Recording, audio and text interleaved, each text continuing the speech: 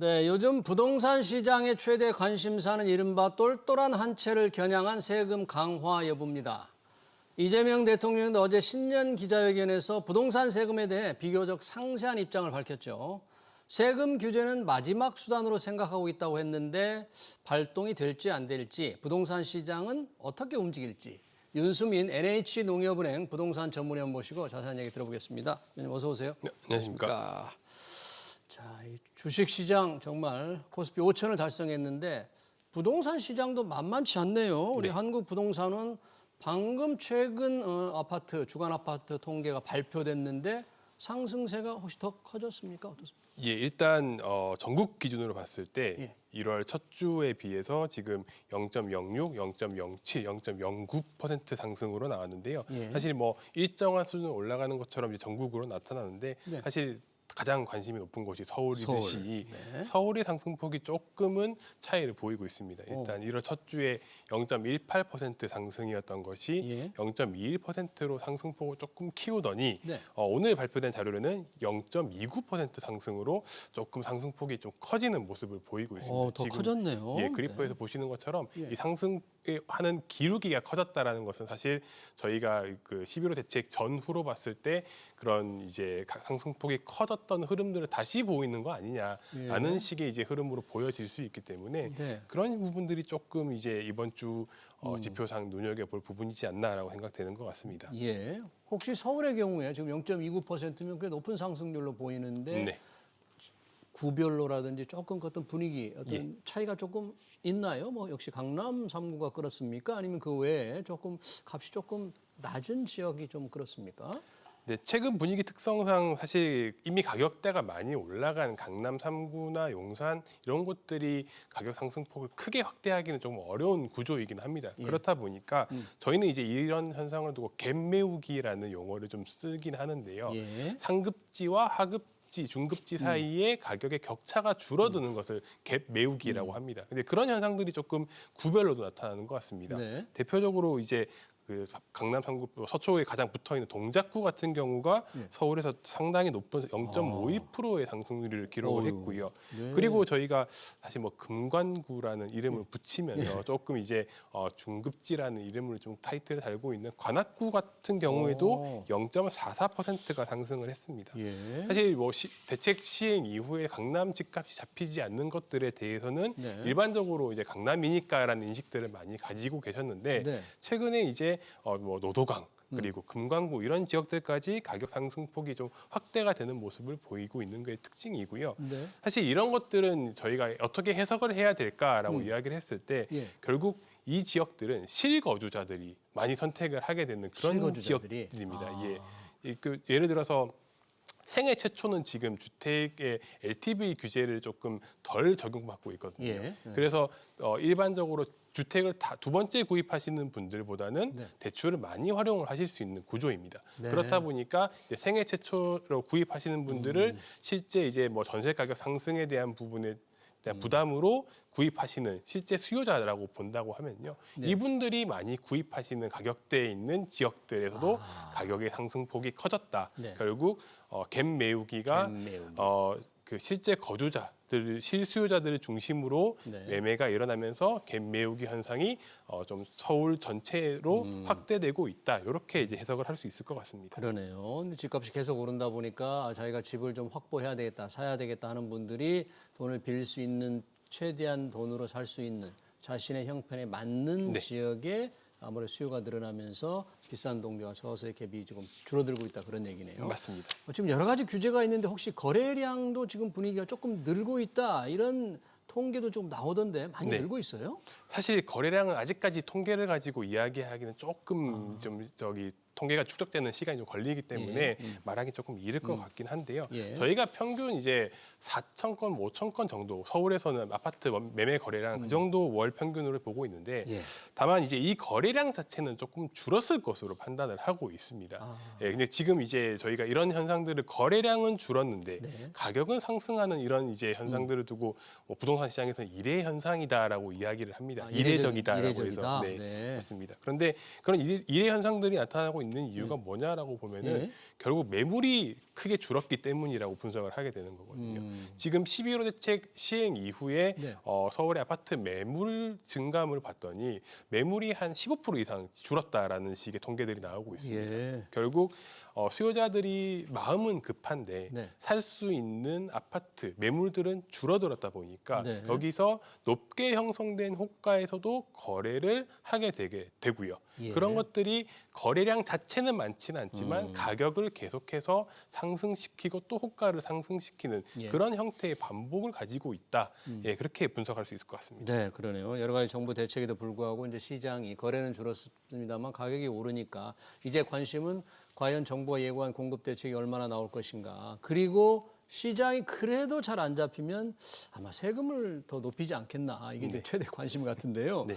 지금 이 부동산 전문가들 사이 또 시장 사이에서 상당히 그 세금이 어떻게 높아질 거다 그런 구체적인 소문들이 좀 많이 돈다고 하는데 어떤 얘기들이 좀 혹시 오고 가고 있나요?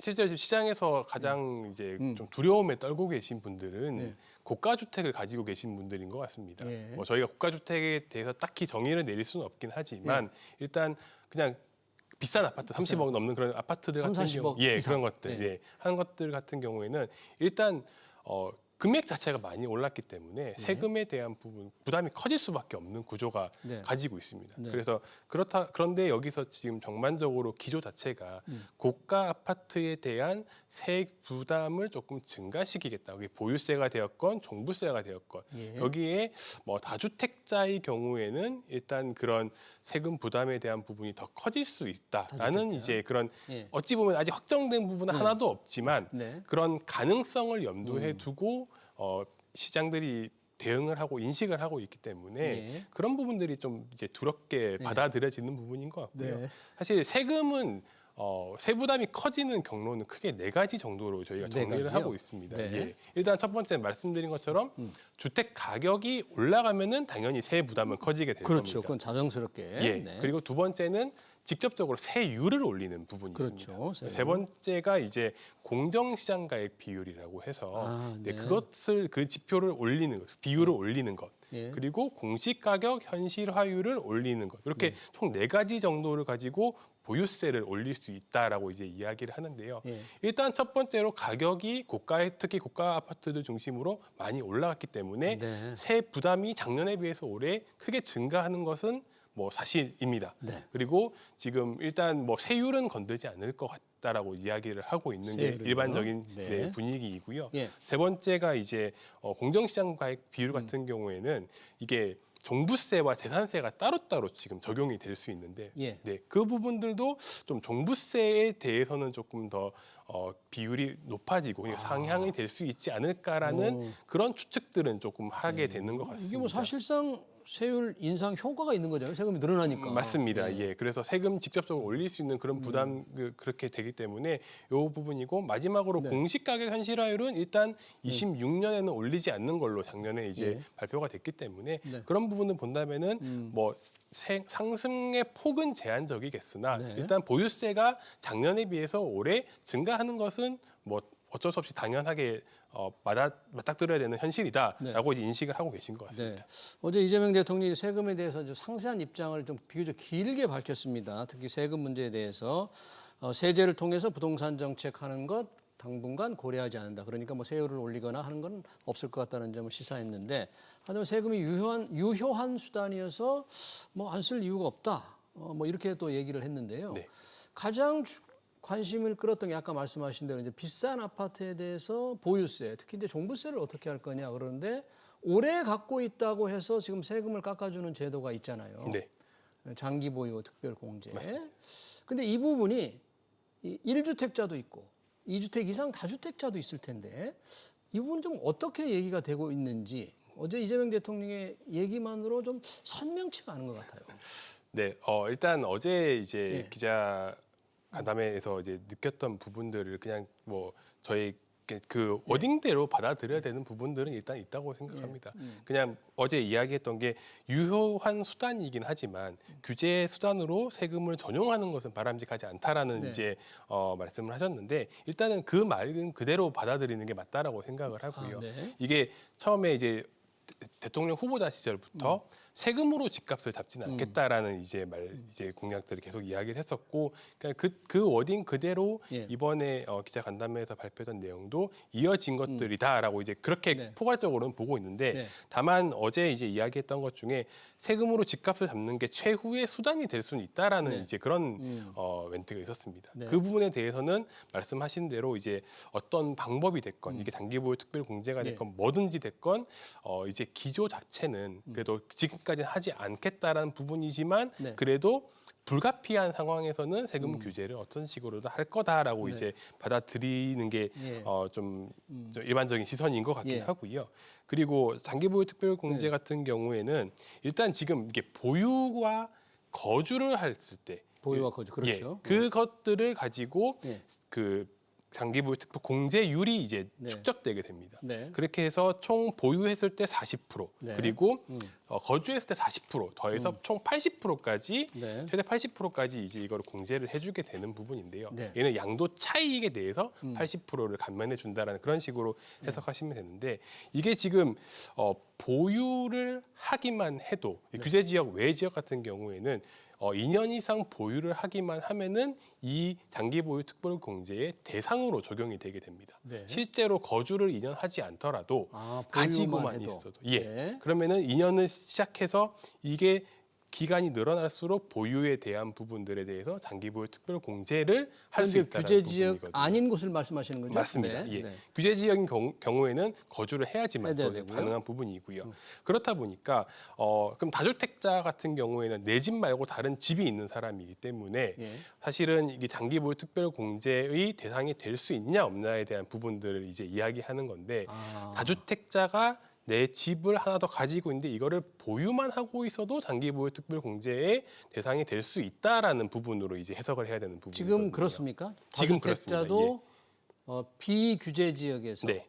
장기 보유 특별 공제를 혜택을 받고 있습니까? 그렇게 들어갈 수 있습니다. 아. 네. 그렇다 보니까 이런 물론 무조건 다 이제 할 수 있는 부분들은 아니긴 합니다만, 네. 그래도 이거를 내가 거주를 하지 않더라도 네. 장기보유 특별 공제는 1주택 됐을 때 받을 수 있는 구조입니다. 네. 예. 그렇다 보니까 다주택자를 잠재적으로 이제 시장의 가격 상승을 조금 교란하는 그런 특정의 집단으로 이제 본다라고 하면은 이 집단에 대해서 과연 세금 혜택을 주는 것이 정책적인 방향성에서 맞느냐에 대한 부분들을 가지고 일주택자와 다주택자에 대한 부분을 이야기를 하는 거고요. 그러면 1주택자, 한주택자는 오래전부터 가지고 살아오던 사람인데 네. 그냥 살았을 뿐인데 집이 올랐거든요. 네. 한주택자는 보호할 필요가 있다는 걸 대통령이 또 맞습니다. 얘기를 했는데, 예. 그러면 지금 1주택자에 대한 장기 보유 특별 공제를 조정할 거다라는 방침은 채택이 안 될 것으로 좀 보여야 되나요? 지금 일주택자. 네, 일단 나왔던 그 민주당의 당론으로 네. 그렇게 나왔던 이야기를 보면은 네. 그 1주택자에 대한 이야기보다는 최초에 이제 가격대, 양도 차익 구간에 따라서 보유에 대한 부분들을 조금 비율을 차등하는 것들로 나오긴 했었습니다. 1주택자라도? 예, 거기 그 2주택자라도라는 표현은 빠지긴 네. 했는데, 네. 예, 그렇게 이제 나왔던 그런 언론의 기사 보도가 있었긴 했고요. 네. 하지만 그게 어떻게 적용될지는 일단 이거는 정말 정책으로 나와 봐야지 않는 부분일 것 같다라고 해서 그걸 가지고 저희가 그 확답적으로 그렇다라고 말하는 것은 아직 조금 이르다고 생각되고, 다만 기조 자체는 이제 장기 보유 특별 공제는 실제로 거주를 했을 경우에 이거를 강화하는 쪽으로 적용을 하겠다. 그래서 그 실제로 너무 고가의 아파트에서 보유에 대한 그런 비율들, 네. 특별 공제에 대한 비율을 조금 조정이 할 수도 있겠다. 이런 부분들 정도만 조금 열어두고 보는 게 맞지 않을까 판단됩니다. 예. 네. 그리고 지금 당장 지금 적용될 수 있는 게 지금 다주택자 양도세 중과 유예제도인데요. 현재 5월 8일 날 유예제도가 끝나는데 연장 여부가 아직 정해지지 않은 거거든요. 몇 개월이 좀 남았습니다만 뭔가 이게 좀 연장을 하지 않음으로써 시장에 매물을 조금 다주택자들이 내놓도록 유도하기 위한 것 같은데요. 네. 어떨까요? 좀 촉매제가 될까요? 이걸 그대로 하면? 예, 지금 이제 시장에서 저희가 서두에도 말씀드렸던 것처럼 서울 아파트 시장에서 가장 불안한 부분들이 매물이 없다라는 네. 부분이고요. 이걸 어떻게 조금 시장 상황을 바꿀 것인가라고 했을 때 사실 매물을 좀 단기적으로 끌어올릴 수 있는 방법이 양도세 중과 유예를 일단 좀 그만하겠다라고 했을 때는 단기적으로 매물이 늘어날 수 있다라고 판단을 했다라고 예. 이제 생각을 할 수 있을 것 같습니다. 근데 이거는 실제로 방향성이 어떻게 갈지는 예. 사실은 시작을 해봐야 알겠기는 이것도 아직 안 정해진 거잖아요. 예, 하긴 한데요. 예. 하지만 만약에 이제 중과세율 유예 연장을 안 한다라고 했을 경우에 과연 이게 시장의 매물이 급격히 증가할 수 있을 것이냐라고 네. 본다면은 과거의 사례를 보면 그렇지 않았다가 조금 더 맞는 방향성인 것 같습니다. 그래요? 네. 그 2020년도 같은 경우에도 이렇게 중과 유예를 연장 안 했을 때 매물이 도리어 출현하기보다는 도리어 시장을 조금 감추는 효과들이 좀 많이 나타났었고요. 오히려 매물을 잠그는 효과가 맞습니다. 있다. 그런 얘기예요. 예, 그리고 많은 많은 수요자들이 이거를 증여로 도리어 매매를 하기보다는 가족들에게 증여를 하는 형태로 소화를 시키려고 했던 부분이 많았기 때문에 도리어 이 부분들은 조금 단기간에 시장의 매물을 급격히 증가시키는 효과를 가져오기는 조금 어려울 수도 있다. 이렇게 좀 봐야 될 것 같습니다. 네, 알겠습니다. 최근 관심이 높아지고 있는 부동산 세금 강화 여부 관련 얘기 잘 들었습니다. 지금까지 윤수민 NH농협은행 부동산 전문위원이었습니다. 네, 고맙습니다. 감사합니다. 네.